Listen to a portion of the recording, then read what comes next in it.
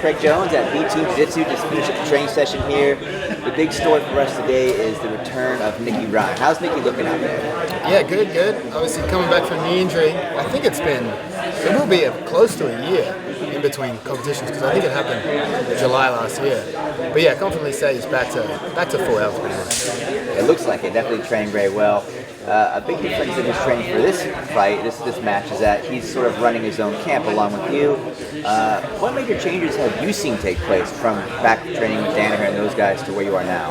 I guess it's just obviously the difference. Obviously, someone tells you what to do versus you get a bit more your own liberty. But I mean, although Danaher would guide the training room, there was still a lot of room for creative ideas within the gym. And we'd sort of, if an idea were to come about, we'd all sort of navigate that idea together with a discussion. So I would say in a sense we still do very similar stuff. So say like if Nicky has some sort of innovation, we still discuss it as a group.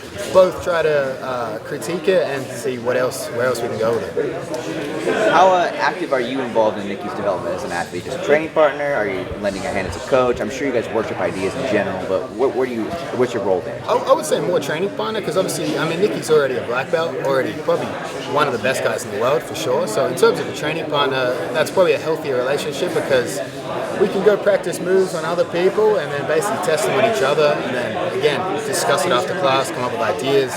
Obviously it seems negative, but you try to tear down each other's ideas so that doesn't happen when it counts. It's like tearing down Ethan Carlson today. I'll talk about Jacob Couch there, Nicky's opponent coming up to WNO. What do you think the biggest threat from Couch are for Nicky?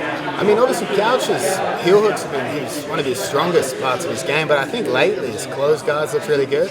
I feel like Jacob is probably a very physically strong guy, so he has a unique ability to be able to control guys in closed guard and keep their posture broken. And we could see Nicky end up in closed guard because I definitely think if Couch chooses to wrestle, I think Nicky has a significant wrestling advantage. I think Nicky had never wrestled in high school or anything, but when the guys come in, really good wrestlers come in, Nicky can still give him a hard time. So I think on the feet, hands down, Nicky's got the advantage there. I really think Nicky, even if it did enter a leg lock battle, could probably leg lock Couch himself. I think we just don't see a lot of that demonstrated in his competitions lately. But yeah, I think it's a tough match for Couch to win, even though Couch will have a bit of a size advantage. Awesome. Pivoting a little bit, it's been a little while since your last WNO match, a match that you lost by decision there. Have you had some time to process that and what happened if you were debuting a new strategy? What are your thoughts on that now? I mean, to be honest, the long-term strategy is going to be ADCC, so you basically need to learn how to wrestle for ADCC because as it stands, we have regulation, and if your opponent has a wrestling advantage and we have to go to overtime, you are at a disadvantage. Sure, you have the opportunity to shoot a single and pull half guard and hope that the judges consider that a legitimate takedown attempt and not just a way to pull guard so you don't lose a point.